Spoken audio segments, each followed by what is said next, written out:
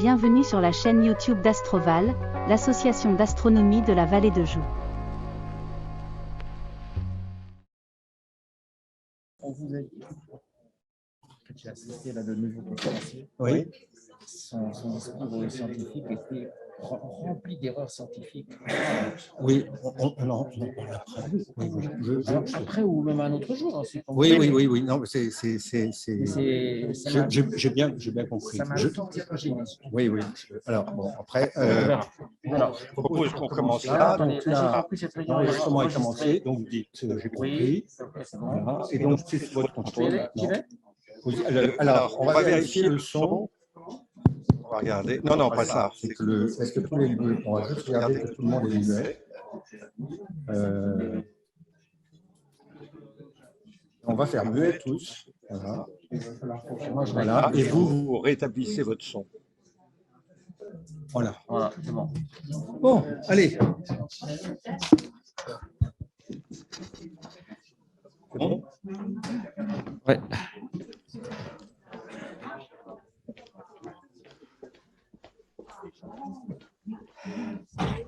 Bien, on va y arriver quand même. Oui, sans blague.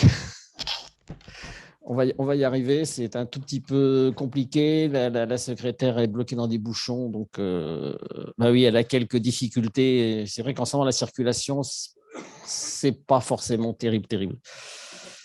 Alors, j'ai décidé pour l'instant de revenir sur place. Tant que le variant bêta-2 d'Omicron, qui est encore plus contagieux qu'Omicron, ne se fera pas trop de ravages, mais si d'ici 15 jours, un mois, il fait des ravages, on en tirera les conséquences. Mais bon, pour l'instant, on va rester optimiste, hein, c'est le principal.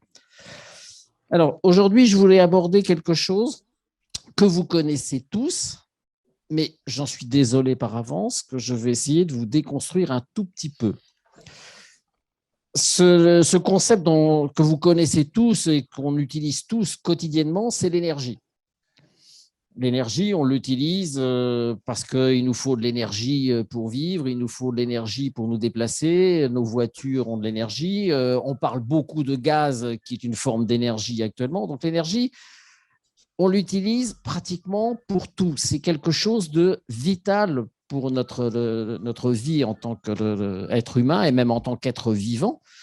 Et on dit que l'énergie, c'est la vie. Ce n'est pas forcément faux d'ailleurs. C'est une façon un peu raccourcie, mais c'est une façon effectivement peut-être de qualifier la vie, puisqu'on n'arrive pas à donner une définition de la vie, mais peut-être que dire que la vie, c'est l'énergie, et puis s'arrêter là prudemment, parce qu'après on risquerait de dire des bêtises, c'est peut-être quelque chose d'intéressant. Mais qu'est-ce que c'est que vraiment l'énergie? Et aujourd'hui, on va s'intéresser à un aspect un tout petit peu différent, c'est que représente l'énergie? Qu'est-ce que c'est que l'énergie dans la réalité que l'on voit, dans le monde qui nous entoure, dans lequel on vit, dans les astres, dans tout ça? Qu'est-ce que c'est que l'énergie réellement?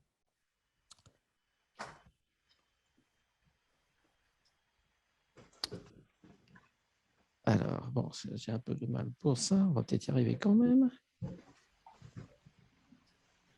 Voilà. Alors, on va commencer par… Non, c'est pourquoi je suis revenu au début, moi.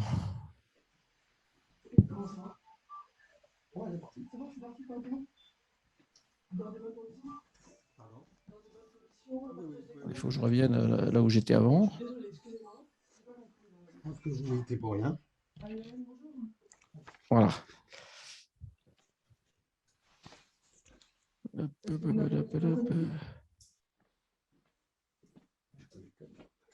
Voilà.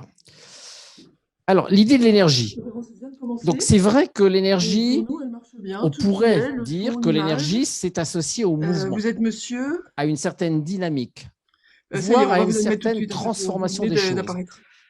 Parce que finalement, l'énergie, elle se traduit par une dynamique ou une modification chimique des choses, modification nucléaire des choses, modification simplement de forme. Vous avez un moment d'inattention, vous rentrez avec votre voiture dans la voiture précédente, vous lui transmettez de l'énergie et cette énergie se transforme en froissement de tôle. C'est de l'énergie, une transformation de forme, une transformation d'aspect, une transformation de structure, une transformation d'emplacement, donc dans le mouvement, la dynamique, c'est la traduction de l'énergie. Vendredi, ça me dit rien. Mais quand on a dit ça, Ah oui, je vous on souvenez, est je un devais peu faire mal une avec photocopie, cette notion-là. je devais faire une Pourquoi? photocopie, j'ai pas pu la Parce que faire. quand on dit que l'énergie, c'est le mouvement, d'accord, mais cette énergie, ce n'est pas une substance. Elle n'est pas substantielle. Qu'est-ce qu'on appelle vraiment énergie, puisque ce n'est pas une substance? Les gaz, l'air, on sait la définir, et puis on est assez à l'aise avec ça, parce qu'on peut envelopper, on peut emprisonner, en mettre en boîte un certain volume d'air. Mais est-ce que l'on peut mettre en boîte un certain volume d'énergie? Malheureusement, On dirait oui, on peut, parce que par exemple, dans nos smartphones, on a des batteries, et dans ces batteries, on a l'énergie. Non, on n'a pas de l'énergie. On a un certain nombre de processus chimiques latents qui sont mis en réserve et qui sont déclenchés à la demande lorsqu'on allume notre smartphone. Et là, on va déclencher un certain nombre de processus chimiques qui vont prendre un certain temps. Et dans ce processus chimique, il va en résulter une circulation d'électrons. Et cette circulation d'électrons va se transformer sous forme, va provoquer un transfert d'énergie. Ah bon, les électrons vont provoquer un transfert d'énergie, mais cette énergie, elle vient d'où? Elle vient de la différence de potentiel, de la différence de tension que l'on a au bord de la batterie. Oui, mais une différence de tension, est-ce que c'est vraiment de l'énergie? C'est ce qu'on appelle de l'énergie potentielle. Et qu'est-ce que c'est que l'énergie potentielle? Alors ça, on en reparlera peut-être la fois prochaine. Et qu'est-ce que c'est que l'énergie? C'est les électrons qui se déplacent. Ah bon, donc on revient en déplacement. Donc on a fait un grand tour et on est revenu à notre point de départ. Et en fait, qu'est-ce que c'est que l'énergie? Si c'est lié vraiment au déplacement de quelque chose, au déplacement d'électrons, d'ions ou de je ne sais pas trop quoi, ça veut dire que l'énergie a quelque chose à voir éventuellement avec le temps. Donc ça veut dire qu'on ne pourrait pas dissocier énergie et temps. Alors, on va faire une expérience de pensée à la Einstein, puisqu'il aimait bien faire ce genre de choses. Supposons que tout se fige brutalement. Qu'on soit immobile, que tout se fige, on ne meurt pas, on est vivant, mais tout est figé. Non, mais les personnes Est-ce que sont des bénévoles. l'énergie serait encore présente? On peut dire oui, elle serait toujours là, mais elle n'agirait plus, donc elle serait transformée en énergie potentielle, c'est-à-dire qu'en énergie stockée qui se libérerait et qui recommencerait à faire ses effets lorsqu'on ne serait plus figé et que tout repartirait. Merci de couper votre micro. Ça veut dire que si le temps s'arrêtait, l'énergie ne s'arrêterait pas pour autant. Et cependant, l'énergie, on ne peut pas la définir sans le temps. Parce que s'il n'y a pas de temps, il n'y a pas de modification, il n'y a pas de mouvement, il n'y a pas de modification de structure, il n'y a pas de modification de forme, il n'y a rien qui se passe. Donc l'énergie est à la fois liée au temps et en même temps, si le temps se fige, l'énergie, elle reste sous forme potentielle, donc elle est à la fois liée au temps et pas liée au temps. Alors qu'est-ce que c'est que cette grandeur qui semble liée à quelque chose sans l'être liée et qui n'est pas substantielle? Vous voyez un petit peu la problématique quand on arrive à ça. La deuxième chose, on a dit qu'il y a une relation causale entre l'énergie et le temps. C'est ça. Alors, est-ce que l'énergie n'est effectivement associée qu'à un changement d'état? Alors, si effectivement le changement d'état, on le généralise en tant que changement d'état de position, de structure, de composition chimique, oui, on peut résumer ça en disant que c'est un changement d'état globalement. Mais est-ce que l'énergie est une conséquence du temps ou en est la cause? Alors, vous allez me dire, là, je coupe les cheveux en 4. Pas tant que ça. Vous allez voir que c'est quand même une question assez embarrassante. Si l'énergie est une conséquence du temps, c'est-à-dire si l'énergie est une grandeur qui n'apparaît que parce que le temps s'écoule, ça veut dire qu'à ce moment-là, l'énergie, qui n'est pas substantielle, qui est quelque chose qu'on cherche à définir, et pour l'instant on n'a pas la réponse, mais c'est ce quelque chose, il ne se manifeste que parce que le temps s'écoule. Donc, autrement dit, l'énergie serait bien une conséquence, un effet du temps. Donc, l'énergie serait peut-être quelque chose d'autre, quelque chose dont on n'a pas idée, mais quelque chose qui se manifeste uniquement par le temps. Mais si on renversait la proposition, est-ce que le temps pourrait être la cause de l'énergie? Autrement dit, est-ce que c'est parce que le temps existe que l'énergie existe? Est-ce qu'effectivement l'énergie n'est qu'un sous-produit du temps? Ou est-ce que l'énergie engendre le temps? Alors, je suis sûr que personne ne s'est jamais posé ce genre de questions, parce que c'est vrai que c'est un petit peu, bon, un tout petit peu compliqué, mais ça va nous conduire à peut-être essayer de formuler peut-être pas une définition, mais une idée, une représentation de ce que peut être l'énergie. Si l'énergie génère le temps, ça veut dire que le temps est lié à de l'énergie. Ça voudrait dire que le temps serait une grandeur qui, quelque part, mettrait en scène cette énergie. Mais n'oublions pas que le temps, on va se raccrocher à Einstein, puisque pour l'instant, c'est la seule idée que l'on ait sur le temps. Pour Einstein, le temps, c'est une dimension spatiale. C'est même la 4e dimension spatiale de cet espace-temps. Si l'énergie engendre le temps, ça veut dire que le temps, à la fois, est une dimension spatiale, mais qu'il est en même temps quelque chose qui a un rapport étroit avec l'énergie. Que pourrait être une dimension spatiale en rapport avec l'énergie? Certains physiciens, que je suis en train de relire actuellement au début du XXe siècle, dans les années 1924-1925, par là, ont écrit un certain nombre de choses en disant « Et si le temps n'était qu'une pression du vide espace-temps »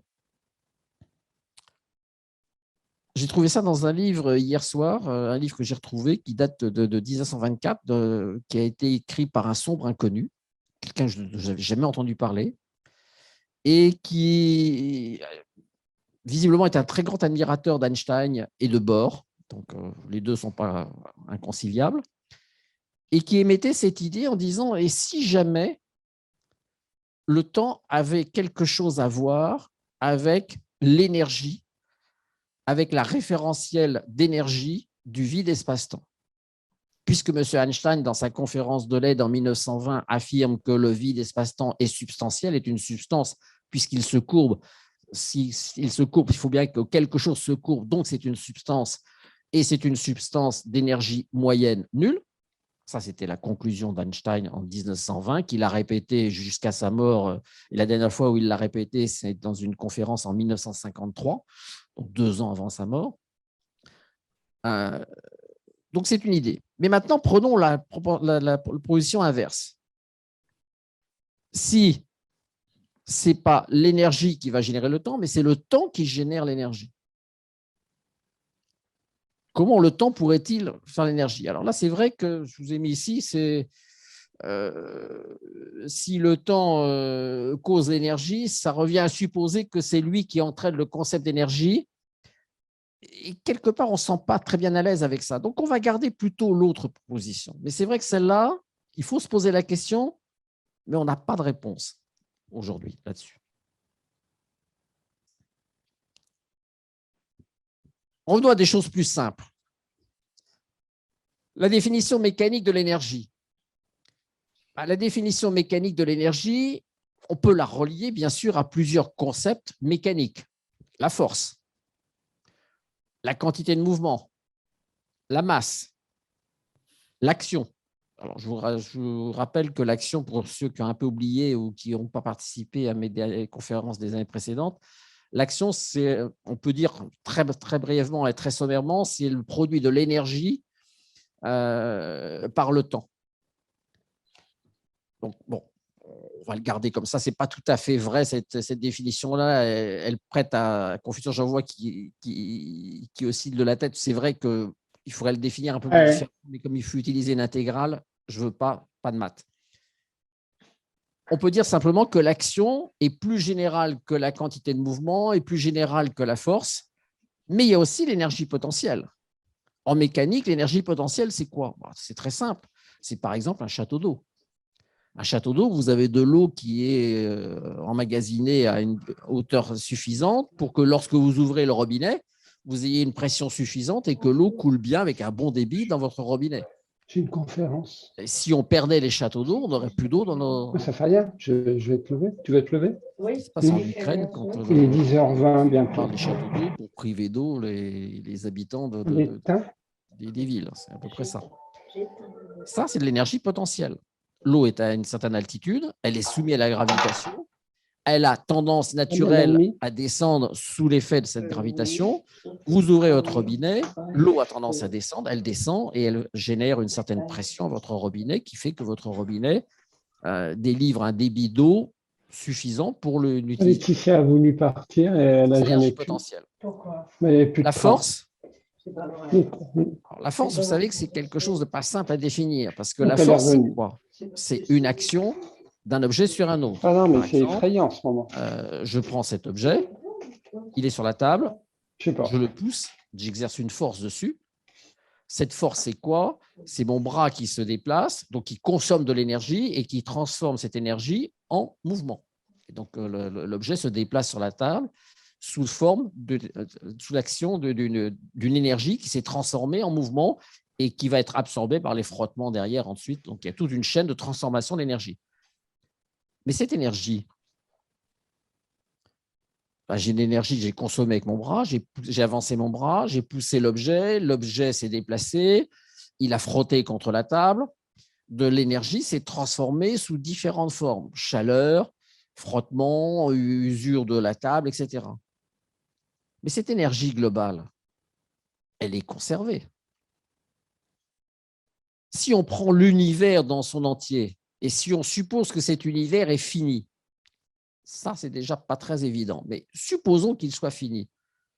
Ça veut dire que l'énergie globale qui se passe dans l'univers, entre les supernovas, les soleils, les planètes qui se détruisent, tout ce qui peut brûler, les cataclysmes sur les différentes planètes, bref, la somme de toutes ces énergies qui sont utilisées, elle est constante puisque le système est fermé. Si on prend la somme de toute cette énergie, qu'elle soit mécanique, chimique, nucléaire ou peu importe, la somme globale de l'énergie de l'univers, elle est finie. Mais si elle est finie, on peut arriver à la mesurer. Et comment peut-on mesurer quelque chose dans un univers clos alors que cette énergie n'est pas substantielle? Je dirais, si, c'est facile. On sait mesurer la vitesse d'un objet et la vitesse, ce n'est pas quelque chose de substantiel. On sait mesurer la force que l'on va exercer avec une voiture lorsqu'on accélère. Il n'y a pas de problème. Et tout ça, ce n'est pas substantiel. Oui. Mais là, on parle de l'énergie globale de l'univers.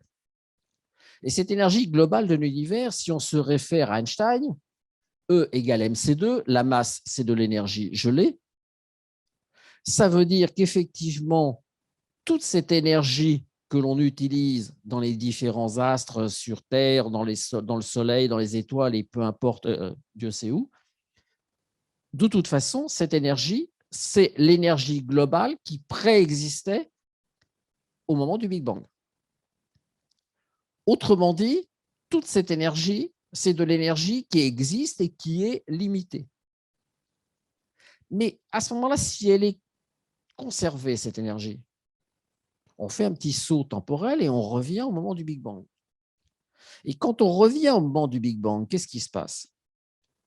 Quand on revient au moment du Big Bang, on a un univers dans lequel il n'y a plus de planètes, il n'y a plus d'étoiles, il n'y a plus rien, il n'y a que les particules qui sont liées. Et si on revient encore un peu plus près de l'instant zéro, enfin, du supposé instant zéro, on se rapproche et à ce moment-là, toutes les particules reviennent dans le vide. Mais on est toujours à énergie constante. Donc, oui. La situation quantique dont on parle quand il y a création de l'univers, il y a bien eu quelque chose de global et total. C'est une unité. Alors, c'est une excellente question. Pas facile. Donc, je vais essayer de faire une toute petite parenthèse pour répondre à ça. C'est loin d'être simple. Mais vous avez raison. Alors, si on part, on va partir à l'envers. On va partir de l'instant zéro, on va partir normalement du supposé Big Bang. Donc, supposons que le Big Bang soit une réalité, ce que l'on n'est pas sûr du tout. Surtout actuellement, bon, on a de bonnes présomptions de penser qu'il y avait quelque chose avant. Mais supposons, on passe de l'instant initial. Dans cet instant initial, on est en présence de quoi? D'un vide. Et dans cet instant initial, il y a un vide, mais en fait, il n'y a même pas de vide, il n'y a pas d'espace, il n'y a pas de temps, il n'y a pas de matière, il n'y a rien. Par l'opération du Saint-Esprit, donc une opération que les physiciens refusent, bien évidemment, l'espace apparaît. L'espace apparaît avec le vide, bien sûr, et de ce vide sont extraits une certaine quantité de particules, et ces particules représentent la totalité de la matière que l'on voit actuellement dans notre univers. Ça, c'est le schéma officiel du modèle du Big Bang. C'est un descriptif simple. Ce qui veut dire qu'au tout départ, avant même l'espace, avant le temps et avant même l'extraction des particules de ce vide, il y avait de l'énergie. Et c'est là la question qui fait que les physiciens sont en train de dire non, le Big Bang comme ça, ce n'est pas possible. On ne peut pas avoir de l'énergie sans espace, sans temps, sans vide, sans rien, sans matière. Ce n'est pas possible. De l'énergie dans quoi? L'énergie, elle deviendrait substantielle. Or, bon, il y a un problème. Donc, on est plutôt tendance à dire actuellement que l'univers naît d'autres univers et que bon, il y a une succession, il y a une continuité. Mais même s'il y a une continuité, ça n'efface pas la question. Parce que cette unité, bon, cette énergie, à ce moment-là, elle a bien une origine, peu importe, elle a une origine antérieure, peu importe. Mais cette énergie, elle est transmise à la création de l'espace-temps. Cette énergie, elle fait partie, elle est l'espace-temps. C'est l'espace-temps d'Einstein, c'est le fameux éther de 1920 d'Einstein. C'est la substance qui va se courber pour définir la gravitation, la loi de la gravitation de la relativité générale de 1915. Mais ce qui veut dire ça veut dire à ce moment-là que tout ce que l'on voit, si on n'arrive pas à définir ce qu'est l'énergie, c'est simplement parce que tout est énergie. Et qu'effectivement, tout étant énergie, comment définir quelque chose par rapport à autre chose à partir du moment où la quantité qu'on cherche à définir, elle représente la totalité de ce qui existe. Et on n'est pas capable, par notre entendement, d'imaginer autre chose. Comme notre imagination, elle se limite au perçu, et comme ce que l'on perçoit, c'est l'univers, c'est l'espace-temps, c'est la matière, c'est la lumière, mais tout ça, ça vient de l'énergie, c'est des formes d'énergie. Si tout ça, ce sont que des formes d'énergie, à ce moment-là, ça s'explique. Ça s'explique et en même temps, c'est quelque chose d'assez nouveau. Parce que ça veut dire que le concept d'énergie, en fait, c'est le concept fondateur, c'est le concept de la substance originelle dont nous sommes tous nés dans cet espace. Enfin, tous nés, oui. L'univers entier est né de ça, et nous en particulier, parce qu'on fait partie de cet univers. Mais ça veut dire que cette énergie, c'est quelque chose de beaucoup plus vaste que ça. Et à ce moment-là, il va falloir opérer une identification de cette énergie à ce fameux espace-temps substantiel d'Einstein de 1920, et donc qu'il a continué à suivre et qui est actuellement accepté, puisque la mécanique quantique elle-même a besoin de cette énergie du vide pour extraire ces particules, ces couples particules-antiparticules du vide, puisque ça, les gens de la mécanique quantique s'en servent quotidiennement, l'antimatière, ils connaissent, ils s'en servent, et l'intrication quantique marche aussi avec ce genre de choses-là, donc ils en ont besoin. C'est peut-être le seul point sur lequel les gens de la mécanique quantique et de la relativité sont d'accord, c'est de dire que le vide, il est bien substantiel et il a bien une énergie non nulle. Ça, on est bien d'accord. Sauf que les relativistes disent qu'il est nul en moyenne, mais on peut avoir des fluctuations quantiques qui permettent d'avoir l'extraction des particules, et que les gens de la mécanique quantique disent non, il n'est pas nul, l'énergie moyenne n'est pas nulle. Bon, c'est déjà une petite discordance, mais enfin une discordance qui est entre relativistes et mécanique quantique, il y a une erreur d'un facteur 10 puissance 120 quand même, des légères erreurs. Mais bon, ils sont quand même d'accord sur le principe que le vide, c'est pas vide. Le vide, c'est bien de la substance et c'est bien de l'énergie. Ça, c'est clair. Mais si on va un peu plus loin, ça veut dire que là, on a franchi un pas. Ça veut dire qu'on a dépassé un petit peu et peut-être transgressé un peu la pensée d'Einstein en disant « Oui, monsieur Einstein, vous avez raison, le vide, espace-temps, c'est bien une substance qui n'a pas de structure. On est d'accord avec vous. Mais on va aller plus loin en disant que ce vide espace-temps, c'est l'énergie primordiale, c'est l'énergie dans laquelle tout est fait. » Alors, ça nous emmène un petit peu plus loin et on va revenir à des gens un peu plus anciens pour voir comment la chose était envisagée à l'époque. Et on va prendre l'opposition entre Descartes et Newton. Si on reprend les textes de Descartes, on trouve que le concept d'énergie n'est pas réel. Pour Descartes, le concept d'énergie est absolument, non seulement il n'est pas réel, mais il est inutile. On n'en a pas besoin. Pourquoi? Parce que Descartes émet une idée qui finalement aurait peut-être intéressé Einstein, de dire, par exemple, je prends cet objet, et cet objet, j'ai l'impression qu'il a une certaine limite en volume, en taille, en dimension. On peut définir une longueur, une largeur, une épaisseur à cet objet, et donc on peut dire qu'il est fini. Et Descartes dit non, il n'est pas fini. Vous voyez, vous ne percevez qu'un certain aspect de cet objet, mais en fait, cet objet a une dimension infinie.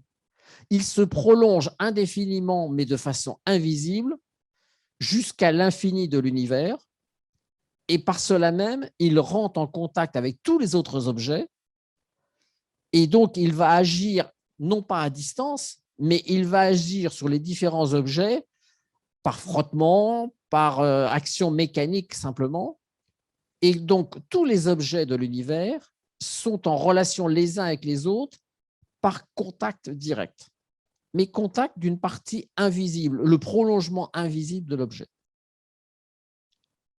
Et quand on y réfléchit bien, quand on regarde la théorie de la relativité d'Einstein, on se dit que finalement la courbure de l'espace-temps, c'est un peu le prolongement d'un objet.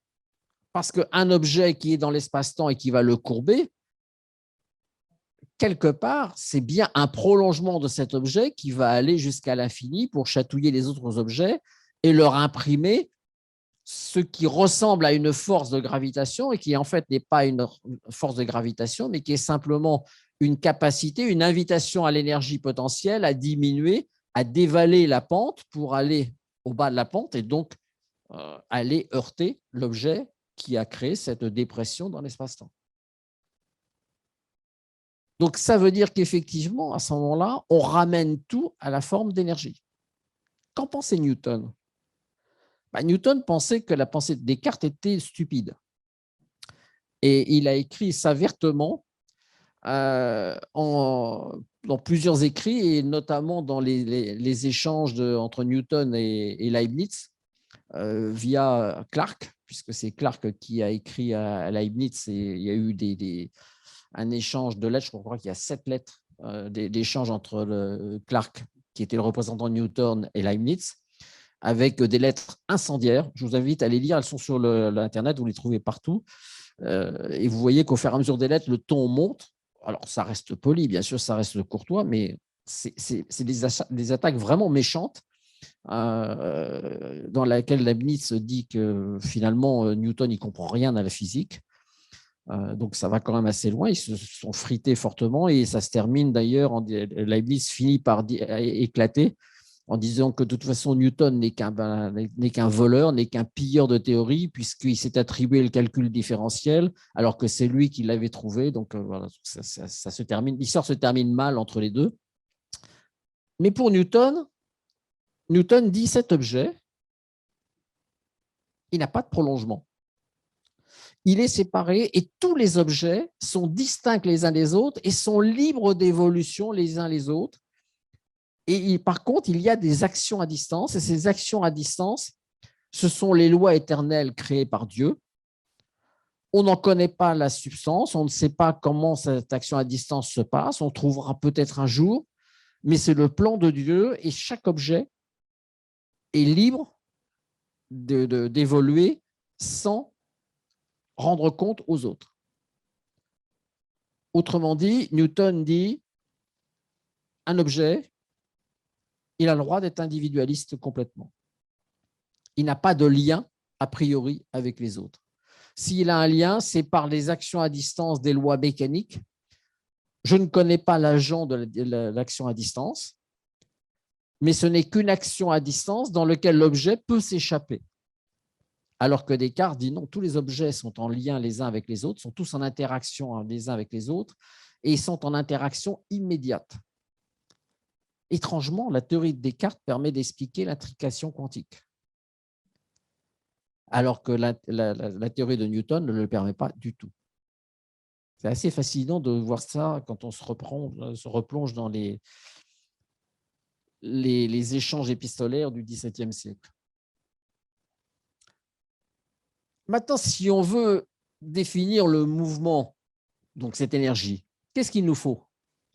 Un objet, un repère de référence, donc une distance ou une règle, si vous voulez, une règle graduée pour mesurer les grandeurs, et une horloge pour mesurer le temps qui s'écoule, donc les intervalles de temps. Donc on ne peut pas définir le mouvement sans ces quatre choses. Objet, repère de référence, moyen de mesure, horloge. Mais tout ceci impose aussi un observateur. Et tout ceci oblige un observateur qui va, lui, voir bouger, voir se déplacer l'objet, le voir bouger et voir l'objet acquérir une certaine dynamique. Mais à ce moment-là, on est en droit de se poser trois grandes questions. La première, est-ce que le concept d'espace et de dimension et du nombre de ces dimensions est vrai, est réel, ou ce n'est qu'une illusion, une apparence de plus par rapport à tout ce qu'on a déjà vu? Le concept de temps, est-ce qu'on est capable de le définir? On va me dire, après Saint-Augustin, ça semble difficile. Alors, on va quand même essayer de donner une définition, mais on a déjà donné peut-être une tentative d'explication tout à l'heure en disant « et si le temps n'était qu'une énergie de l'espace-temps vide ?» On va y revenir. Et quel est le rôle de l'observateur? Est-ce qu'il rentre en interaction avec l'objet étudié?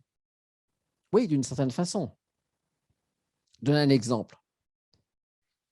Vous êtes sur le trottoir. Vous voyez une voiture passer. Cette voiture, elle a une certaine vitesse. Vous en déduisez, je pense que ce n'est pas votre souci habituel, mais vous en déduisez que la voiture a une certaine énergie cinétique, qui est égale à 1/2 de mv2. Mais si maintenant, vous courez à côté de la voiture, pour vous, la voiture ne se déplace pas. Si la voiture ne se déplace pas, elle n'a pas d'énergie cinétique. Pourtant, si vous courez sur le trottoir et que vous voyez la voiture qui rate quelque chose et qui rentre dans une autre voiture, elle va bien effectivement la déformer. Donc vous, en tant qu'observateur, vous êtes capable de dire la voiture n'a pas d'énergie cinétique et pourtant, après le choc, il va bien y avoir un transfert d'énergie quelque part. Donc, ce qui veut dire qu'en tant qu'observateur, vous avez émis un avis faux. Pour vous, il n'y a pas d'énergie. Et vous avez raison. Il n'y a pas d'énergie cinétique puisque le différentiel de vitesse entre l'objet, la voiture et vous est nul. 1/2 de mv2 quand v égale 0, ça fait 0. Il n'y a pas d'énergie cinétique. Et pourtant, la voiture qui vient de rentrer dans la voiture qui était mal garée devant, c'est Il y a bien transfert d'énergie. Donc, vous avez à la fois raison et tort.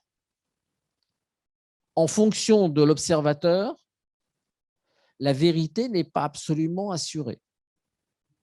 Donc, attention à ce que l'on dit. Et quand Einstein dit « toutes les lois doivent être les mêmes et le résultat des observations doivent être les mêmes, quel que soit l'observateur, et c'est pour ça qu'il faut changer la mécanique », il n'a peut-être pas tout à fait tort. Mais en disant ça, il ouvre une boîte de Pandore, c'est la boîte de Pandore de l'observateur. En fonction de l'observateur ou des observateurs qui vont regarder un même phénomène, est-ce qu'on est bien sûr d'avoir la vérité du phénomène qui s'est passé? Et dans le cas de la voiture, c'est flagrant. Vous pourrez dire, oui, mais je voyais que je courais, donc j'avais également une énergie cinétique. Oui, mais vous transposez ça dans l'espace par rapport à une fusée. Vous êtes loin de tout, donc vous ne pouvez pas savoir si vous vous déplacez par rapport à une planète ou pas. Vous êtes loin de tout. Vous êtes en dehors d'une galaxie et vous voyez une fusée passer. Si vous voyez une fusée passer, vous voyez bien la fusée qui se déplace par rapport à vous, donc elle a bien une vitesse, elle a bien l'énergie cinétique. Mais si vous-même, vous êtes en train de vous déplacer à la même vitesse et dans la même direction que la fusée, pour vous, la vitesse de la fusée sera nulle, elle sera arrêtée. D'ailleurs, vous pouvez sans problème, en supposant que vous êtes assez proche, en approchant la main, vous allez toucher la paroi de la fusée. Et la paroi de la fusée ne va pas vous échapper. Vous serez bien immobile par rapport à la fusée. Pourtant, cette fusée, pour vous, elle n'a pas d'énergie cinétique. Et pourtant, elle a une énergie cinétique par rapport à un autre référentiel. Donc, cette énergie cinétique, réalité ou illusion? Réalité dans le cas de la voiture, parce que là, effectivement, un dégât, c'est bien une réalité. Enfin, pour nous, ça s'appelle bien réalité. Mais vis-à-vis des lois physiques, non, il n'y a pas d'énergie cinétique. Il y a une énergie cinétique par rapport à la voiture qui était arrêtée. Alors, effectivement, c'est comme ça qu'il faut le voir. La voiture qui était mal garée, qui était arrêtée, dans laquelle l'autre est rentré, elle était arrêtée et elle a vu la voiture qui avait une certaine énergie cinétique et cette énergie cinétique, elle s'est convertie en énergie mécanique de casse. Donc, autrement dit, lorsqu'on observe un phénomène, il ne faut pas se limiter au point de vue de l'observateur, il faut prendre l'ensemble de tous les points de vue des observateurs qui peuvent rentrer en cause dans ce phénomène.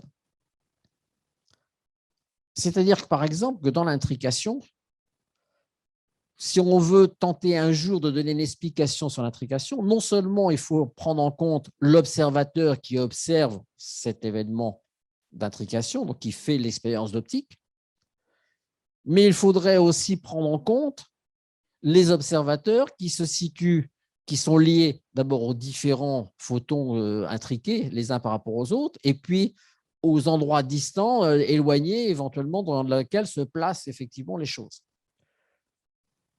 Donc ça veut dire qu'on se retrouve dans un monde où pour décrire les réalités, finalement, on a besoin de la participation du monde entier. Ce qui veut dire que pour décrire la réalité, on a besoin d'une coopération globale. Moi, je trouve l'idée assez intéressante, parce que ça va vraiment contre l'individualisme, ça. Pour arriver à comprendre la réalité du monde physique, il faut impérativement une coopération totale de tout le vivant dans l'univers. Donc là, je vais forcément un peu loin, mais c'est un peu l'idée.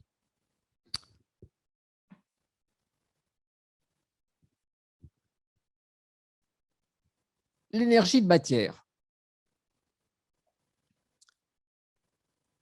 Pour la mécanique de Newton, les objets, ils ont une réalité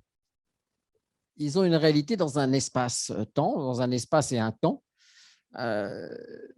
Mais comment définir cette réalité? Pour Newton, c'est simple. Un objet, il est libre d'agir. S'il n'a pas d'interaction avec ses proches, il continue à un mouvement vitesse uniforme.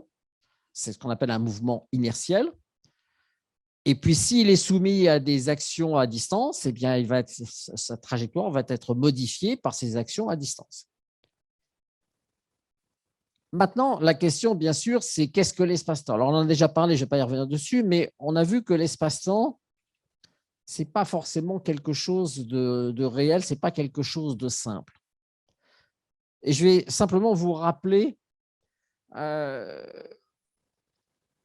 une expérience que Einstein, une expérience de pensée qu'Einstein raconte, mais bon, il dit qu'il l'a eu, cette expérience-là, quand il avait 16-17 ans. Il a fait un rêve de lui, Einstein, à cheval sur un photon. Ça n'arrive pas à tout le monde, ce genre de rêve, effectivement. Moi, je ne l'ai pas fait, ce genre de rêve, mais bon, pour Einstein, c'était quelque chose d'habituel. Et il dit, à ce moment-là, j'avais la sensation que je connaissais tout. Et quand il a fait la théorie de la relativité générale, il a explicité son rêve en disant, ben là, c'est simple. D'après les équations de la relativité, si on les applique simplement, quelqu'un qui se déplacerait à la vitesse de la lumière, donc qui sera à cheval sur un photon, c'est la même chose, pour lui, toutes les distances deviennent nulles. Autrement dit, pour un photon, quelle que soit la distance entre deux objets, quelle que soit la distance séparant deux événements, la distance est rigoureusement, mathématiquement nulle. Ce qui veut dire qu'un photon qui se déplace dans l'univers, il a la vision. Alors, comment un photon pourrait-il avoir la vision de quelque chose? Mais c'est l'idée générale, c'est-à-dire qu'un photon se déplace dans un espace-temps dans lequel tous les phénomènes, passés, présents et futurs, sont localisés à l'endroit du photon. Si c'est vrai pour un photon, ce n'est pas vrai pour nous. Oui, mais si c'est vrai pour un photon, on est en droit de remettre en cause la réalité physique de l'espace-temps. S'il existe une exception dans laquelle l'espace-temps est réduit à un point, pourquoi nous qui le voyons avec toutes ces étendues et gigantesques étendues dans l'univers, serait-il plus réel que celui que perçoit éventuellement un photon? Il y a même beaucoup plus de chances que ce que nous percevons soit l'illusion et que ce soit le photon qui ait raison. Mais à ce moment-là, ça veut dire qu'au moment du Big Bang, il ne s'est rien passé. Ce qui s'est passé, il y a bien eu création de matière, etc., mais en fait, c'est création d'une illusion globale. Je ne vais pas aller plus loin que ça parce qu'après, les neurones vont trop chauffer, donc je vais vous laisser réfléchir un petit peu et on va continuer un petit peu.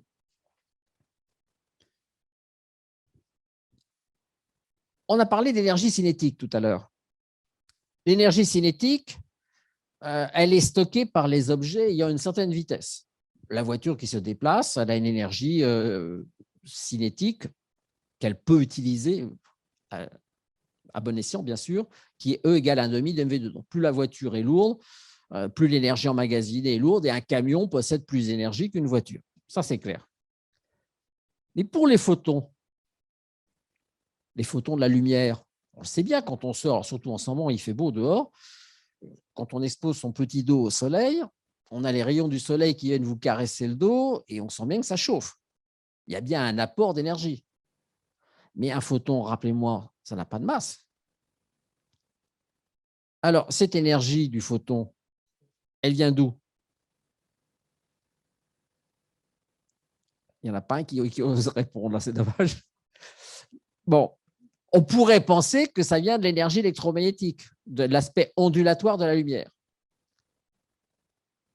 Mais la réponse est non. Pourquoi? Parce qu'un champ électrique n'a jamais transporté d'énergie. Si on prend une charge électrique posée à un endroit sur un support métallique, par exemple, on charge un support métallique, il va y avoir un champ électrique tout autour de cette masse métallique chargée, mais il n'y aura pas de transfert d'énergie. Un champ électrique ne transfère pas d'énergie. Et le champ magnétique, qui n'est simplement que l'aspect variationnel du champ électrique, pas plus, ça ne transmet pas d'énergie. On va me dire, oui, mais pourtant, quand on prend deux aimants, quand on essaye de les rapprocher, il y a bien une énergie qui se manifeste parce qu'il y a bien une force d'attraction et ça colle. Et après, pour les décoller, il faut fournir l'énergie. Oui, mais le champ magnétique lui-même ne transporte pas d'énergie. Le champ électrique ne transporte pas d'énergie. Le photon n'a pas de masse. Si une onde sur un étang transmet par la force de l'eau une force sur la rive, Oui. est-ce qu'une onde qui traverse l'énergie du vide ne transmet pas cette énergie sur la rive? Vous êtes presque à la bonne réponse. C'est très bien. Alors, je vais simplement expliciter un petit peu plus en disant ce qui se passe pour la lumière. Si la lumière nous chauffe, effectivement, le corps, et qu'en été, on est très content parce qu'on est chauffé par les rayons du soleil, ce n'est pas la masse des photons qui joue, ce n'est pas le champ électrique, ce n'est pas le champ magnétique, c'est l'oscillation du champ électrique et du champ magnétique qui crée des perturbations quantiques du vide et qui emprunte localement cette énergie au vide. Et c'est cette énergie du vide qui va chauffer votre petit dos et vos rhumatismes pour permettre effectivement de se sentir bien. Mais cette énergie qui est empruntée au vide, il faut bien qu'elle soit payée quelque part. Et elle est payée comment? Bien, elle est payée par la source d'émission de la lumière qui, elle, crée ces variations de champ électrique et de champ magnétique. Et là, elle consomme de l'énergie. Un émetteur radio, par exemple, ça consomme de l'énergie pour envoyer ces ondes. Ces ondes elles-mêmes, elles sont simplement des perturbateurs de l'énergie du vide. Et ce qui vous arrive et ce qui vous chauffe, c'est bien l'énergie du vide. Alors, savez-vous que cette explication, elle est en fait très récente. Elle date de 2020. Donc, ça n'a pas beaucoup gêné les physiciens de dire que l'énergie, finalement, était transportée par l'énergie électromagnétique. D'ailleurs, moi, je l'ai appris quand j'étais à la fac. On m'apprenait que l'énergie électromagnétique était transmise, ce qu'on appelle le vecteur de Poynting, qui transmet l'énergie, etc. Et ça ne choquait personne. Et c'est en 2020, un chercheur d'Oxford qui a écrit un article, qui est un grand physicien, qui a écrit un article en disant « Mais on ne s'est jamais posé la question ». Et puis, il a démonté tout le mécanisme et il est arrivé à la conclusion qu'effectivement, la seule possibilité, c'était que c'était un emprunt au vide, un emprunt sous forme de fluctuation quantique du vide, fluctuation énergétique, et que chaque photon, quand il arrivait, en fait, il avait une perturbation du vide. Cette perturbation du vide était transmise à notre organisme. Ça nous chauffait, effectivement, donc ça crée l'effet thermique. Et que cet effet thermique était dû simplement parce qu'au départ, à la création de l'émission solaire, il y avait bien consommation d'énergie. Pour le Soleil, c'est une consommation d'énergie nucléaire, mais il y avait donc transfert de cette énergie nucléaire par le Soleil qui était transmise à distance à l'aide d'une succession de fluctuations quantiques. Et que s'il n'y avait pas l'espace-temps vide, selon Einstein, ce vide substantiel, eh bien, les rayons du soleil, d'une part, ils ne nous arriveraient pas. On serait dans le noir complet, il n'y aurait pas de lumière, et donc il n'y aurait pas de chauffage, et donc on ne serait pas là. Donc, pensez-y, lorsque vous allez vous faire chauffer cet été au soleil, pensez bien, enfin, bon, je sais bien, vous y penserez pas, vous penserez tout à fait à autre chose, mais que c'est les fluctuations quantiques du vide-espace-temps qui vous chauffent, et que ce n'est pas la lumière du soleil. La lumière du soleil n'est que l'agent déclencheur. Oui. Je pense qu'il y a des gens, des clubs de touristes qui m'en voudraient énormément de tuer leur bébé là, avec ça. Bon. Loi Newton, on en a parlé. Alors, si, il y a une chose dont on n'a pas parlé, qu'il faut quand même dire quelques mots assez rapidement. Oui, j'ai encore le temps. Les lois de Newton sont valables par changement de repère inertiels, c'est-à-dire des changements de repères qui s'échangent les uns les autres simplement par une vitesse uniforme. C'est-à-dire que quelqu'un qui est immobile et quelqu'un qui se déplace à vitesse constante, pour Newton, ce sont deux repères équivalents qui vont donner les mêmes observations. À un détail près quand même, effectivement, c'est celui de l'énergie cinétique. Parce que si vous vous déplacez à une vitesse égale à un autre objet que vous observez, vous ne verrez pas dans ce cas-là d'énergie cinétique, alors que celui qui est au repos verra une énergie cinétique. Mais fondamentalement, ça ne change pas les lois de la physique. Les lois de la physique restent les mêmes. Là où les choses commencent à devenir très embêtantes, et là où effectivement ça a commencé à causer les premiers problèmes dans la mécanique newtonienne, c'est lorsque vous êtes dans des systèmes de rotation. C'est-à-dire dans des systèmes accélérés. Vous savez que quand on est en rotation, on va définir une accélération dite centrifuge. Et cette accélération centrifuge fait que vous êtes dans un repère à ce moment-là en rotation qui est un repère non inertiel, puisque c'est un repère dit accéléré, et que dans les repères accélérés, les changements des lois, les transformations des lois dans des repères accélérés ne vérifient plus, ne conservent plus l'homogénéité prescrite par Newton. Et ça, c'est la limite de Newton. Et c'est d'autant plus vrai que l'électromagnétisme, par exemple la lumière, ça a été un des premiers éléments qui ont été vérifiés comme non conformes à la mécanique de Newton, ce qui a donné à Einstein la première idée de sa relativité restreinte pour essayer de réconcilier électromagnétisme et mécanique. Ça, c'est dans son article de 1905 dans lequel il explique bien que, effectivement, en faisant l'hypothèse de l'espace-temps, on arrive à ce moment-là à récupérer dans un espace, même en rotation, on arrive à récupérer les lois de l'électromagnétisme et qu'elles ne se transforment plus, qu'elles restent valables aux équations de Maxwell, à condition qu'on les réécrive de façon relativiste. Voilà. Donc ça marche bien. Alors maintenant, l'énergie de masse. L'énergie de masse, la fameuse E égale mc2 d'Einstein. Je suis désolé, j'ai écrit une équation. Vous me pardonnerez, mais c'est la seule, c'est promis, c'est la seule. Einstein a dit que la masse, c'était de l'énergie gelée. Mais je voudrais essayer de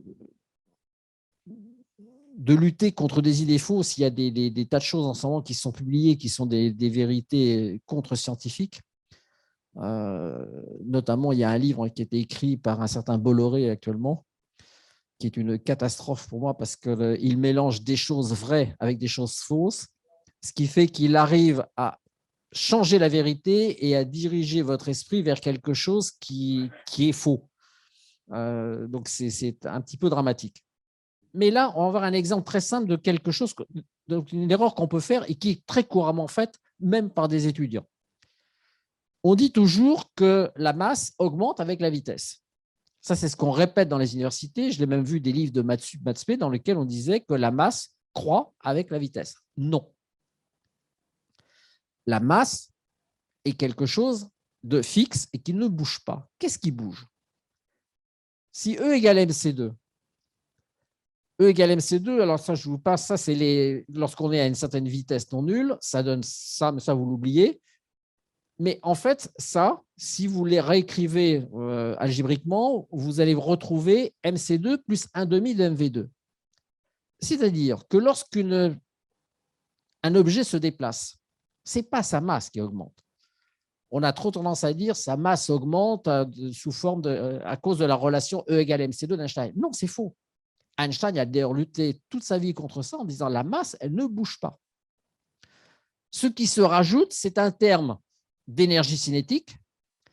Alors, ce n'est pas tout à fait 1,5 de mv2, c'est pour ça que j'ai mis que c'était à peu près égal, c'est un tout petit peu plus compliqué que ça, mais c'est une énergie cinétique qui se rajoute. Mais la masse elle-même, elle ne bouge pas.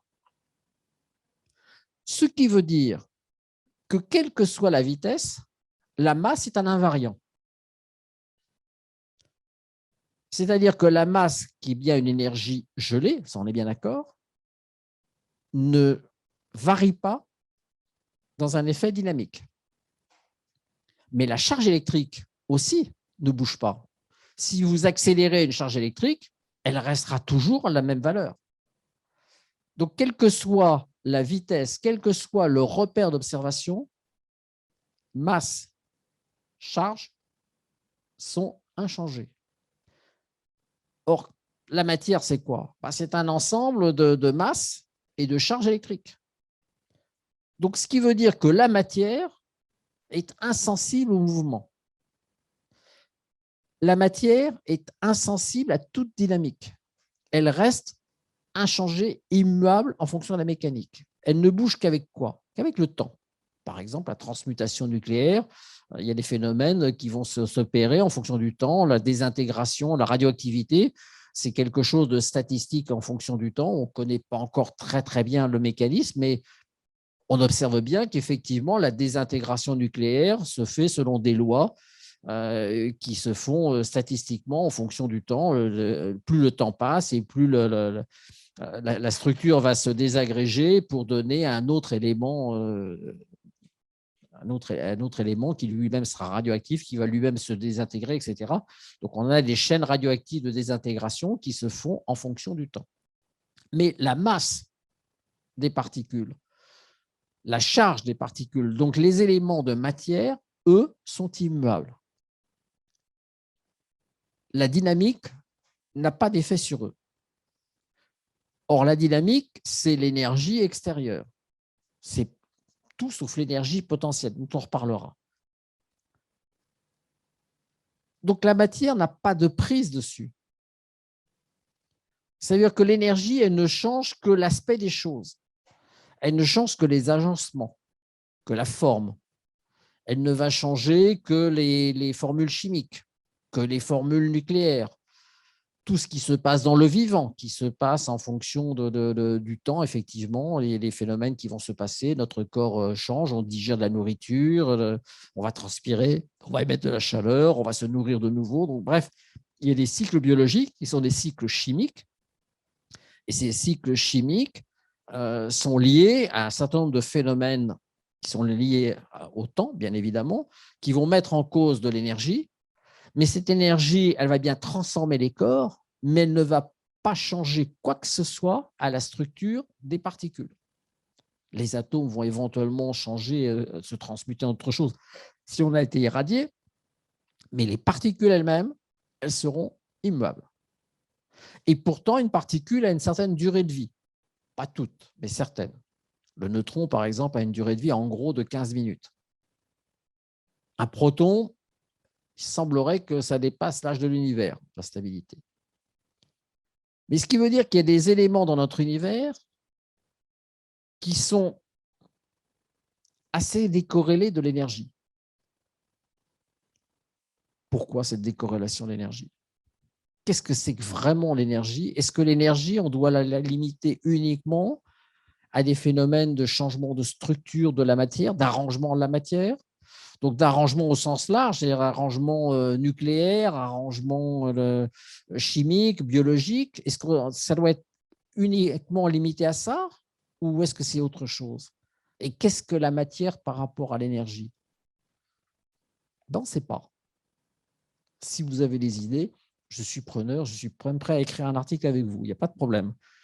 J'ai essayé de regarder un peu la littérature, il n'y a rien là-dessus, rien du tout. C'est un sujet non traité, ouvert, complètement ouvert. Donc, on ne sait pas.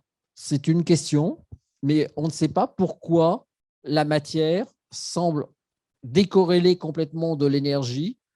Pas du temps, parce que la matière, effectivement, peut se désintégrer. Elle peut se retransformer en énergie pure. Et à ce moment-là, revenir dans l'espace-temps, revenir dans le vide espace-temps dont elle est sortie. Mais pourquoi? On ne sait pas. Alors, je vous rappelle aussi qu'on a découvert, ça il y a déjà assez longtemps, parce que ça s'est découvert à la fin du 19e siècle, mais début du 20e, plutôt début du 20e, on a découvert que, par exemple, toute particule qui existait et qui était en mouvement, elle va provoquer des fluctuations quantiques dans le vide. Ces fluctuations quantiques dans le vide vont produire des couples virtuels, des extractions virtuelles de particules-antiparticules. Par exemple, un électron va créer, en se déplaçant, va faire émerger des couples de particules électrons-positrons virtuels. Le positron va rentrer en contact et va annihiler l'électron qui a créé cette fluctuation quantique. Et l'électron résiduel virtuel va devenir réel par ce transfert d'énergie qu'il va absorber et va prendre la place de l'électron ancien. Ce qui veut dire que toutes les particules que l'on voit actuellement, elles sont régulièrement renouvelées, recréées à partir du vide. C'est-à-dire que toutes les particules que l'on voit ne sont pas celles que l'on a vues il y a 6 mois, 1 an, 2 ans. Toutes les particules se renouvellent par échange avec cette substance vide espace-temps d'Einstein qui contient de l'énergie. Donc, on revient bien, on reboucle bien là sur le fait que l'énergie, finalement, c'est peut-être substantiel, mais si c'est substantiel, c'est le vide espace-temps d'Einstein. Sans structure, parce que l'énergie, on ne voit pas pourquoi l'énergie aurait une structure. Mais une substance vide, espace-temps, sans structure, c'est unique dans la science. On n'a pas d'expérience d'objet substantiel sans structure. Ça serait le seul.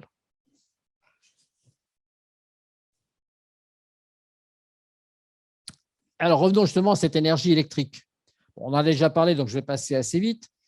L'énergie électrique, elle se définit par quoi? Le champ électrique, un possible dégagement de température, des champs magnétiques induits et le champ électromagnétique. Or, on a vu que toutes ces choses, enfin sauf le dégagement de température, mais ce dégagement de température, il n'est pas lié au champ électrique, il n'est pas lié au champ magnétique, il n'est pas lié au champ électromagnétique, il est lié aux fluctuations quantiques que le champ électromagnétique va créer dans l'espace-temps, donc le vide espace-temps, en créant une espèce de mouvement qui fait qu'effectivement, on va bien obtenir l'effet. Alors, il y a un autre exemple qu'on a trouvé en 2015, c'est les ondes gravitationnelles. Que sont les ondes gravitationnelles? Ça, je pense que vous le savez, les ondes gravitationnelles, ce sont simplement des ondulations de l'espace-temps. C'est exactement, alors là, vous prenez une mare bien calme, vous jetez un pavé dans la mare, vous créez une ondulation à la surface, vous avez exactement l'image des ondes gravitationnelles. C'est pareil. C'est pareil, sauf qu'au lieu d'agiter de l'eau, vous allez agiter le vide espace-temps, c'est-à-dire la structure même de l'univers. Et en agitant directement l'espace-temps, en le faisant varier, cette fluctuation, cette variation périodique, elle va se propager comme une onde. C'est une onde qui va se propager. C'est une onde qui ne va pas se propager à la surface parce qu'il n'y a pas de surface d'espace-temps. C'est une onde qui va se propager à l'intérieur de l'espace-temps et qui va arriver. Et quand elle va arriver à nous, elle va avoir des effets mécaniques. Pourquoi? Parce que l'espace-temps, c'est de l'énergie, c'est substantiel, c'est de l'énergie. Et que donc, par fluctuation, elle va faire fluctuer aussi la position des objets qu'elle va rencontrer. Et par exemple, dans les détecteurs d'ondes gravitationnelles, elle va les allonger un tout petit peu, pas de beaucoup, de 10-15 mètres, donc c'est des quantités extrêmement faibles, mais que l'on arrive à voir maintenant, qu'on arrive à détecter, et c'est comme ça qu'on a réussi à détecter des collisions de trous noirs, même des collisions d'étoiles à neutrons avec des trous noirs, etc. Donc là, on découvre plein de choses. On a des centaines et des centaines d'objets qu'on a découverts. On découvre un monde, c'est comme ça qu'on a pris conscience que dans notre galaxie, il n'y avait pas un trou noir central et puis rien d'autre. Il y a un trou noir central et probablement 1 milliard d'autres trous noirs qui se baladent dans notre galaxie, qui sont des trous noirs libres, qui se baladent complètement et qui, quand ils passent à côté d'un astre, ça crée des problèmes, voire des absorptions, des fusions. Enfin bon, il se passe des catastrophes cosmiques. Dans notre galaxie. En gros, on estime aujourd'hui qu'il y a à peu près de l'ordre d'1 milliard de trous noirs libres. Petite taille, mais quand même. Voilà. Donc ça, on a pu le découvrir. Et ça, c'est bien une fluctuation, c'est bien une ondulation, c'est même pas une fluctuation, d'ailleurs, c'est une ondulation de la structure espace-temps. Et la structure espace-temps, aujourd'hui, les astrophysiciens, les cosmologistes l'assimilent vraiment à de l'énergie. Parce qu'on a pu vérifier, par exemple, surtout dans la fusion, la collision qui a eu lieu entre un trou noir et une étoile à neutrons, il y a eu un flash lumineux au moment de l'absorption de l'étoile à neutrons par le trou noir.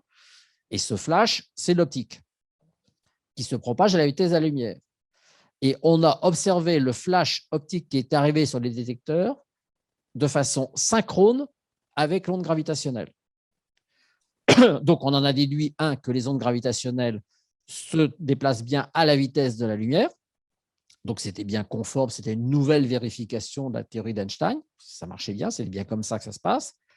Et ensuite, on a pu vérifier qu'effectivement, l'énergie du flash lumineux plus l'énergie gravitationnelle correspondait bien effectivement à la perte d'énergie observée qu'on a pu voir par rapport à la fusion des trous noirs, puisque entre le trou noir et l'étoile à neutrons, on avait calculé l'énergie des deux avant. Après, on n'avait plus qu'un trou noir dont on a mesuré l'énergie et on a vu que la perte d'énergie correspondait bien effectivement à la somme des deux, à l'énergie du flash lumineux qu'on avait vu, plus l'énergie gravitationnelle qu'on avait enregistrée. C'était bien vérifié et que les lois de la théorie d'Einstein marchaient bien et c'était bien conforme. C'était conforme au millième de précision, donc c'était pas mal du tout pour des ondes gravitationnelles en mesure actuellement. Donc voilà, donc ça on a pu le vérifier. Donc on a bien vérifié qu'effectivement, on a bien des ondes énergétiques qui sont des ondes de structure de l'espace-temps qui se déplacent, qui sont les ondes gravitationnelles. Donc ça revient à expliquer ça, c'est-à-dire à partir de cette idée-là, que ce physicien d'Oxford a expliqué l'origine du transport de l'énergie des ondes électromagnétiques.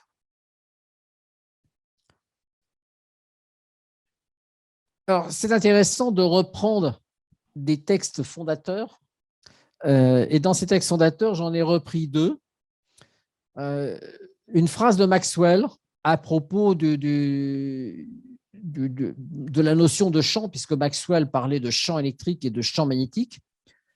Et Maxwell définissait un champ comme le champ un champ qui crée une toile à travers tout le ciel. Pour Maxwell, un champ, électrique ou magnétique, bien sûr, mais pour lui, un champ, c'était la création d'une toile qui existait à travers tout le ciel. Autrement dit, pour lui, un champ, ça remplissait l'univers complètement. Donc, on rejoint bien la notion d'espace-temps, alors qu'on est très, très, très loin, à l'époque de Maxwell, d'Einstein. Et pour Einstein, le concept de champ consiste en un processus dans lequel les corps en interaction baignent dans l'espace. Cet espace a la propriété d'interagir avec les corps. On retrouve bien tout ce qu'on a dit là avant. C'est à peu près, c'est résumé de façon très synthétique, tout ce qu'on a dit avant. Un champ, c'est bien un processus dans lequel les corps sont en interaction. Et le problème, c'est que dans la physique actuelle, on dit qu'un champ, ce n'est pas ça. Un champ, c'est un objet mathématique. Et là, il y a un problème. Parce que si on dit que c'est un objet mathématique, on extrait complètement la notion du concept de champ, on l'extrait du monde physique, on l'extrait de l'explication des lois physiques. On en fait un objet de calcul. Alors que là, quand on dit qu'un champ, c'est un processus dans lequel les corps sont en interaction, on parle bien de processus physique. Et dans l'esprit d'Einstein, ce processus physique, c'est le fameux vide espace-temps. Ça, je l'ai tiré de son article qu'il a écrit pour l'Académie des sciences allemande, qu'il a écrit en 1953, donc 2 ans avant sa mort. C'est un petit morceau d'une phrase extraite de ça, où il explique que dans cet article-là, enfin dans cette conférence, il parle de la structure de l'espace-temps et il s'attaque un petit peu, où il critique la notion de champ qui est développée par les gens de la mécanique quantique au début des années 50, en expliquant qu'il ne faut absolument pas considérer les champs comme des objets mathématiques abstraits, mais qu'il faut les considérer comme des objets concrets, comme des objets réels, qui sont des processus dans lesquels les corps interagissent. Voilà. Donc, c'est intéressant de reprendre effectivement les choses pour bien montrer que entre ce que les gens disent et ce qu'on leur fait dire après, ce n'est pas tout à fait la même chose. Alors d'ailleurs, dans l'échange, je n'ai pas résisté, j'ai repris un cours que j'ai subi, dans un cours d'université que j'ai subi. Je dis bien subi parce que celui-là, je m'en souviens parce qu'il était horrible, ce cours. C'est un professeur d'université à Paris. Je ne dirais pas dans quelle université, ce n'est pas la peine de lui faire une mauvaise publicité. Dans lequel il avait commencé par décrire ce qu'est un champ. Alors, pour lui, un champ, il dit le concept de champ consiste à supposer que pour chaque type d'interaction, une particule M produit autour d'elle un champ correspondant qui est une manifestation d'une interaction possible. Jusque-là, ça va. La présence du champ, donc de l'interaction, est mise en évidence lorsqu'on amène une particule test M' au voisinage de M et que l'on observe les conséquences de la force qu'exerce M sur M'. D'un certain point de vue, on peut dire qu'on regarde un point matériel en tant qu'émetteur de l'interaction. Vous avez compris? Non, moi non plus. Et je n'étais pas le seul. Ça veut dire simplement que l'enseignant en question n'avait pas compris lui-même ce que c'était qu'un champ. Ce qui arrive. Et on ne peut pas l'en blâmer éventuellement. Ce qu'on peut le blâmer, c'est d'avoir affirmé ça alors qu'il aurait dû réfléchir un petit peu plus. Et relire Einstein, par exemple, ça aurait été pas mal. Donc, effectivement, le problème, c'est que quand on dit d'un champ, c'est un objet mathématique. Et je me souviens effectivement de la phrase de Newman, le physicien, qui disait à un de ses étudiants et qui disait qu'il n'avait pas compris très bien la notion de champ, je ne sais plus dans quelle application, mais de champ dans une application entre des particules. Et Newman s'était retourné vers l'étudiant en disant « Monsieur, on ne comprend pas, on s'habitue à la notion de champ ». Et c'était assez révélateur, effectivement, de la pensée qui existe toujours, que l'on trouve toujours, effectivement, sur les champs, et les champs sont sujets à ça. Alors, voilà ce que c'est qu'un champ. Maintenant, quand on essaie de le visualiser, lorsqu'on essaie de se le représenter, ça, vous avez peut-être fait ça à l'école, au primaire, il y a beaucoup de gens qui ont fait ça, c'est la limaille de fer, vous avez un aimant, vous posez une feuille de papier dessus, vous répartissez la limaille de fer et vous avez ça. Mais ça vous donne quoi? Ça vous donne des lignes de force, ça vous donne des lignes d'alignement. Mais ça montre quoi? Ça montre bien que dans l'espace-temps, l'espace vide qui entoure cet aimant, il y a bien une organisation réelle qui se passe. Donc un champ, ce n'est pas un objet mathématique, c'est une réalité. La preuve, c'est qu'on est capable de mettre en évidence effectivement ces lignes de champ. Donc, le champ, ce n'est pas un objet mathématique. On peut le calculer à partir d'un objet mathématique, ça oui. Mais dire que le champ, c'est un objet mathématique et ce n'est que ça, certainement pas. C'est bien quelque chose de réel et c'est quelque chose qui est lié à l'espace-temps. Là, quand on fait ça, on met en évidence une organisation du vide espace-temps d'Einstein. Et puis là, vous avez la même chose, mais ça, c'est les choses qu'on retrouve dans les manuels universitaires, en général, en première année. Ça, c'est d'un côté, vous avez le champ électrique ici d'une charge positive, et puis là, vous avez les champs électriques entre deux charges positives et négatives, et là, entre deux charges de même signe.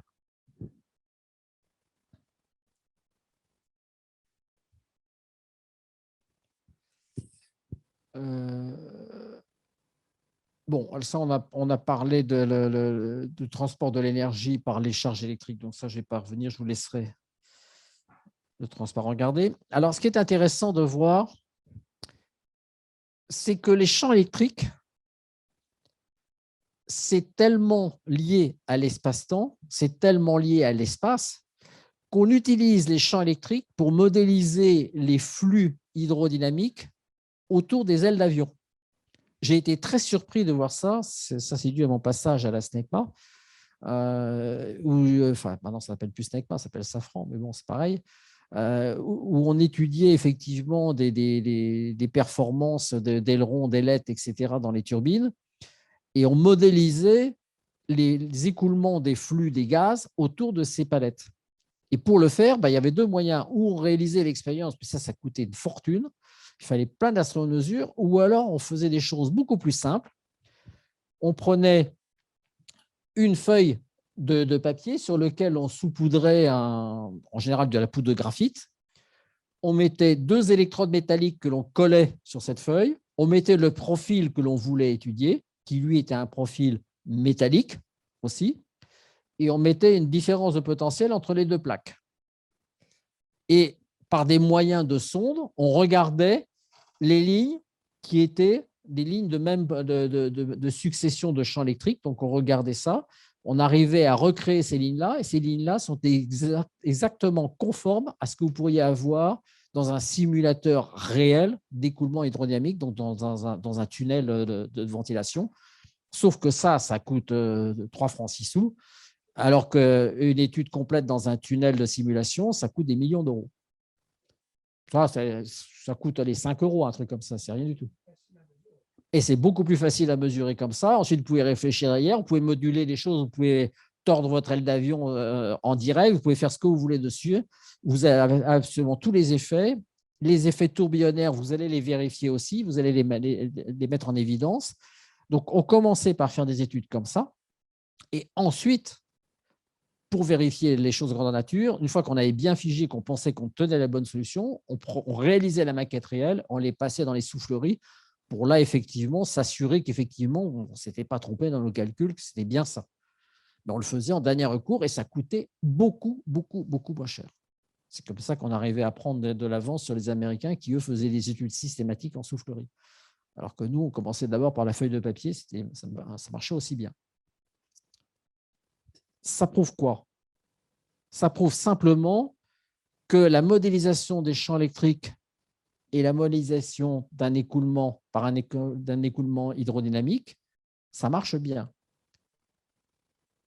Mais là, c'est très tentant, parce que ça veut dire qu'effectivement, dans l'énergie, on peut se représenter les champs électriques avec des équations similaires à l'hydrodynamique. Ça veut dire ce qu'avait fait Einstein à un moment donné, que l'espace-temps, l'énergie pure, l'énergie primordiale, elle pouvait peut-être avoir des comportements hydrodynamiques qui relevaient la mécanique des fluides.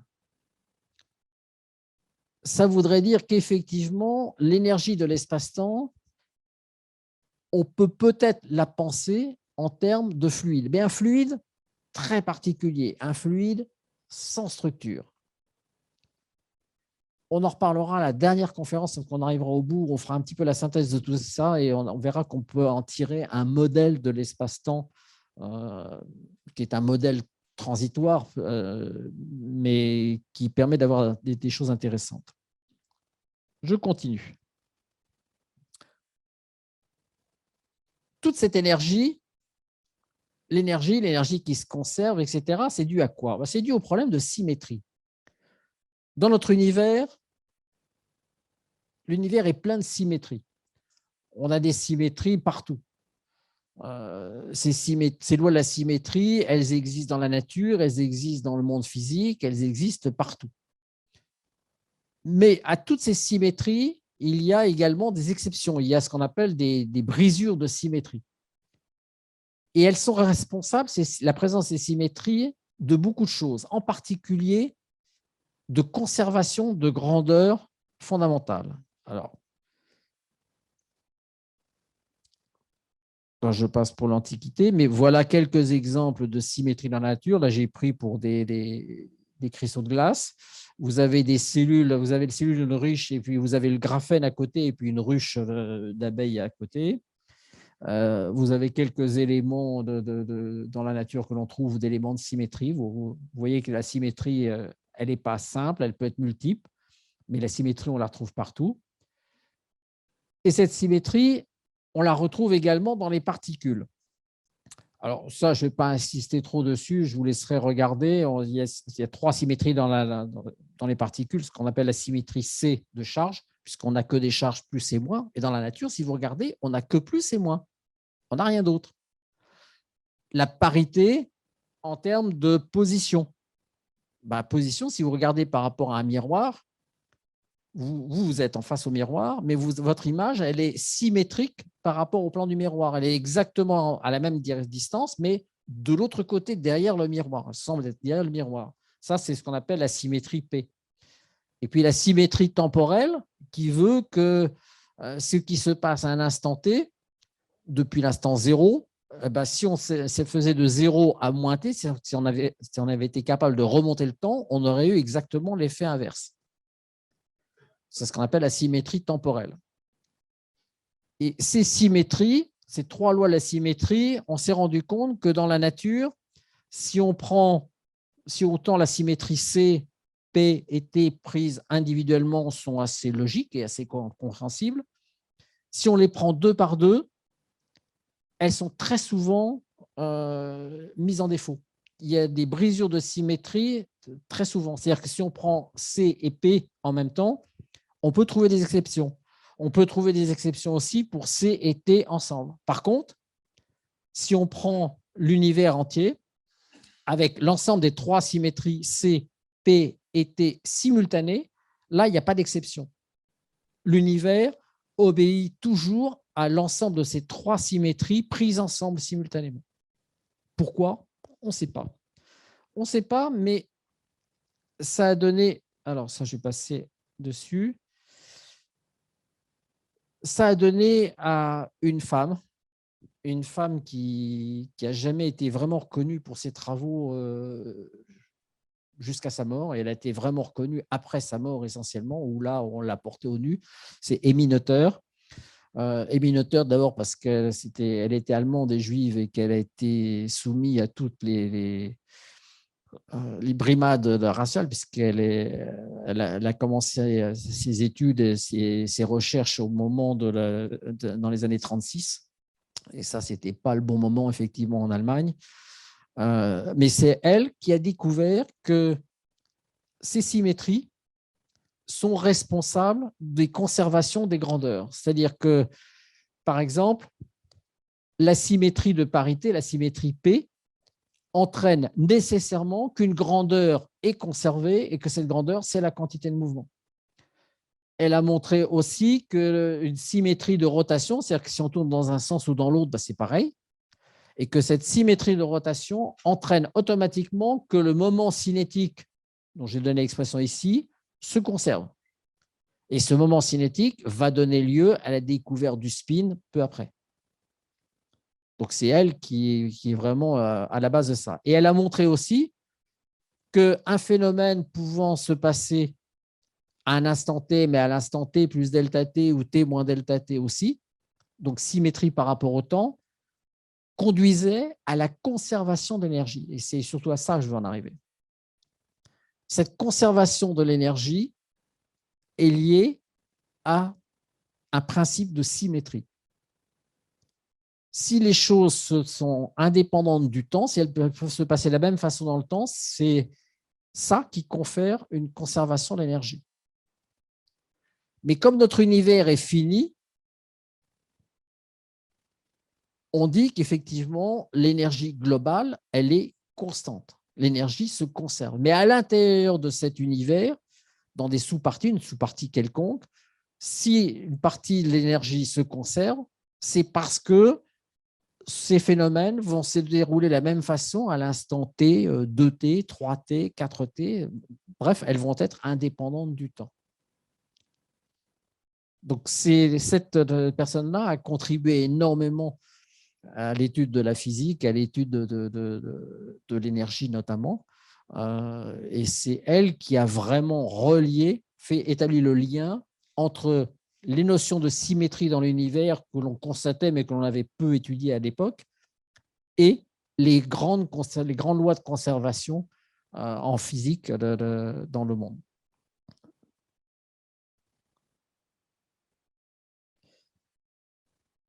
Alors, il me reste quelques minutes et je voudrais terminer par quelque chose, une question, moi, qui me trouble toujours. Est-ce que les transformations d'énergie sont réversibles? Est-ce que les lois de la physique sont réversibles? Quand on écrit une loi de la physique mathématiquement, il n'y a pas de raison. Tout est réversible. Sur le papier, tout est réversible. Une équation, on l'écrit, elle dépend du temps, mais on ne précise pas que le temps doit être strictement positif. Après tout, on peut faire un axe du temps avec un temps qui diminue et qui revient vers 0. Ça ne pose pas de problème. Donc, les équations du temps, on pourrait dire qu'elles sont réversibles. Mais si la réponse est oui, ça veut dire que l'énergie et que toutes ces relations sont faiblement liées au temps. Puisque le temps semble ne jouer aucun rôle là-dedans, ça veut dire que toutes les notions, toutes les équations qui mettent en lien l'énergie sont faiblement liées au temps. Et on revient à cette proposition que l'on avait faite au tout début de la conférence, en disant que peut-être temps et énergie n'étaient peut-être pas tellement liés. Et là, on en a une confirmation. Donc, effectivement, temps et énergie ne seraient pas vraiment liés. Et pourtant, s'il n'y a pas de temps, il n'y a pas de manifestation d'énergie, ça ne veut pas dire qu'il n'y a peut-être pas de l'énergie substantielle. L'énergie univers existe peut-être, mais qu'elle ne se manifeste plus et que nous, on ne l'aperçoit plus. Il faut surtout imaginer que nous, on pense. Enfin, du moins, on essaye de penser. Et on essaye de penser cet univers, on essaie de le comprendre. Et on a du mal. Mais si tout s'arrête, ben notre pensée s'arrête aussi. Et on ne peut plus comprendre quoi que ce soit. Et on ne peut plus comprendre le principe d'énergie. Mais là, on a quand même une question qui se pose, c'est le lien entre le temps et la réversibilité des phénomènes de n'importe quel phénomène qui met en cause de l'énergie, parce qu'un phénomène qui agit, met en cause forcément de l'énergie, et si l'énergie agit, il faut bien qu'effectivement cette énergie ait un lien avec le temps. Or, pourtant, tout semble réversible, mais on ne perçoit pas cette réversibilité. Cette réversibilité, pour nous, elle n'existe pas. Les phénomènes se déroulent et puis, bon. Alors, je sais bien qu'il y a certains physiciens qui ont réussi à faire cuire un œuf et à le faire décuire puisqu'ils ont réussi à récupérer l'œuf d'origine. Je sais que ça se fait. Non, c'est simplement on fait cuire un œuf au plat et on arrive à retourner à sa structure d'œuf par un processus inverse. Moi, je ne mangerai pas l'œuf après parce que, vu ce qu'ils lui font subir à cet œuf, enfin bon. Mais c'est vrai qu'on a toujours tendance à penser que le temps, pour nous, est une flèche unique. C'est-à-dire que tout part en avant, c'est fini, on l'a fait. D'ailleurs, ça se voit parce qu'on vieillit à chaque pas et que ça, c'est irréversible.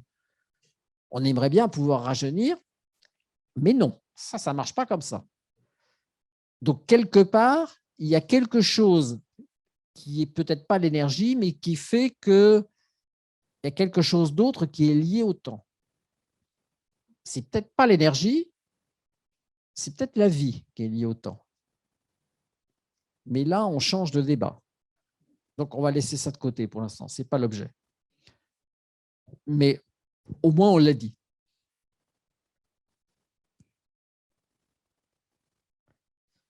Alors, la dernière question, dernier point, et je m'arrête là après, je prendrai les questions éventuellement, c'est le problème des antiparticules. Dirac, quand il a découvert l'existence possible des antiparticules, il a résolu en fait une équation, il travaillait sur l'électron et il s'est rendu compte que dans son équation, il y avait deux solutions. Il y avait bien une solution qui donnait bien un électron, donc pas de problème, ça marchait bien, mais qu'il y avait une autre solution qui donnait une énergie négative. C'est-à-dire qu'elle conduisait à l'existence d'une particule avec une énergie négative. Alors, cette particule avec énergie négative, en fait, elle s'est révélée être les antiparticules, c'était la naissance d'antiparticules. Mais au-delà de ça, on peut se poser la question de dire, est-ce que les antiparticules, ce sont des particules qui ont une énergie négative? Et aujourd'hui, on ne sait pas répondre à la question. Mais on va essayer simplement de se poser la question de la réalité d'une énergie négative. Et je vais terminer là-dessus.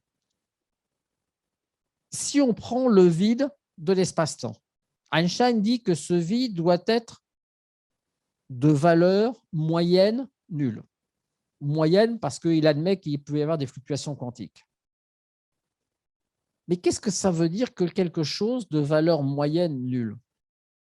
Ça veut dire que l'on fixe dans ces équations, on écrit ces équations de telle manière qu'on définit l'énergie du vide tel qu'il est aujourd'hui, maintenant, tel celui qu'on observe, on dit ça, c'est la référence 0. Pourquoi? Parce que rien ne bouge devant moi. Donc, si rien ne bouge devant moi, ça, c'est 0. Mais c'est illusoire. C'est une définition parfaitement contingente. On aurait très bien pu dire ça, c'est 100. Pourquoi c'est 100? Parce que j'ai envie de décréter que c'est 100. Ça pourrait être 1000, ça pourrait être n'importe quoi. Mais si c'est 0, ça m'arrange parce qu'en me disant que cet état de repos que je constate, c'est 0, ça me permet d'annuler plein de termes qui existeraient à ce moment-là et de simplifier mon écriture. Donc, j'y gagne sur tous les tableaux, sauf un. C'est qu'en écrivant, en fixant mon origine a priori, je me prive de l'explication de la possibilité que cette énergie de l'espace-temps du vide, elle ne soit pas 0 en moyenne, mais qu'elle soit simplement infinie et que simplement que je ne perçoive que les fluctuations. Donc, que le vide espace-temps est une énergie infinie dont je ne perçois que les fluctuations. Les ondes gravitationnelles qui sont que des petites fluctuations, les ondes électromagnétiques qui sont que des fluctuations, les particules qui sont simplement une densité, une petite partie finie gelée à l'intérieur de ce qu'on appelle la matière, etc., etc. Le problème, c'est que si on part de cette idée d'énergie infinie du vide, ça ne change rien de la description des lois physiques, mais ça réduit à néant toutes les équations, parce que toutes les équations prennent des termes infinis. Et si on rajoute un terme infini dans une équation, ça ne marche plus. On ne sait plus faire de calcul. Mais par contre, ça permet d'expliquer bien d'autres choses.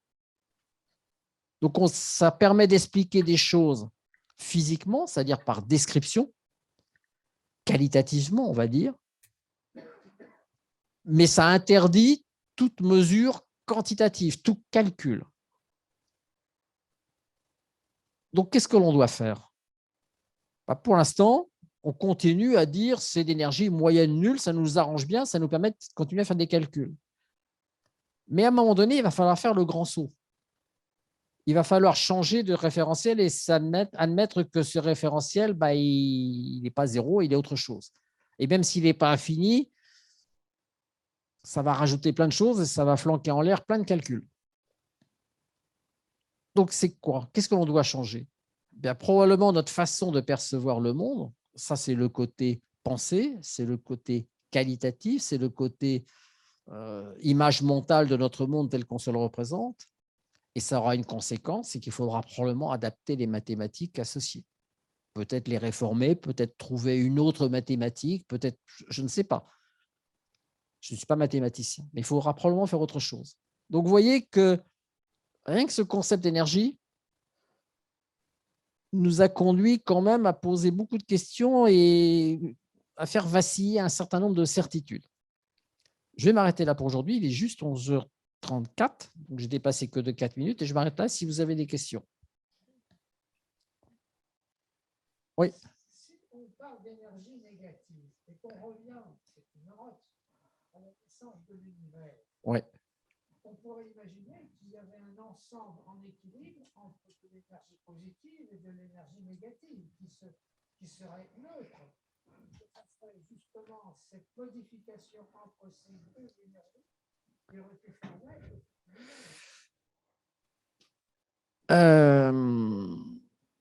Oui, alors, pour ceux qui sont à distanciel, la question de l'énergie négative. Alors, la question de l'énergie négative, ça reste simplement, elle est négative que par convention, par choix.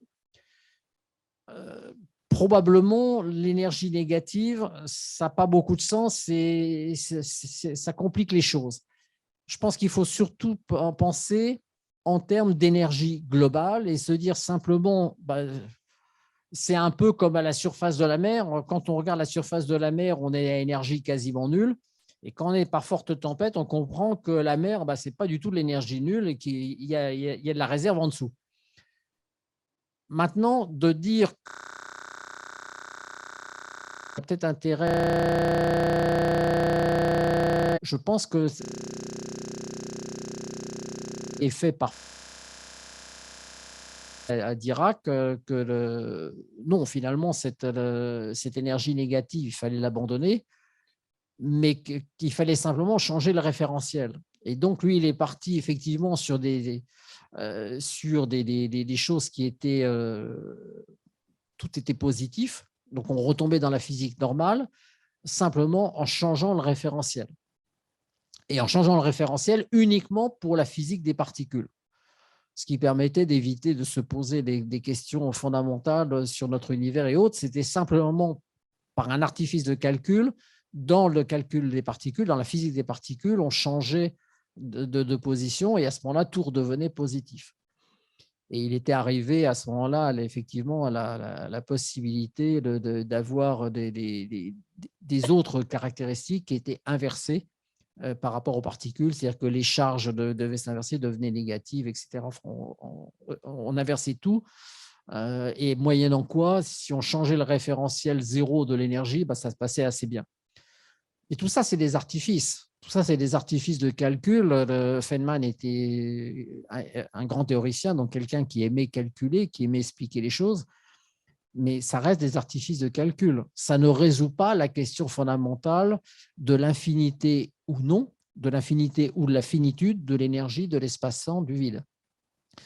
De plus en plus de gens pensent qu'effectivement, cette énergie du vide, elle pourrait être, il faudrait changer la partie zéro, la déplacer.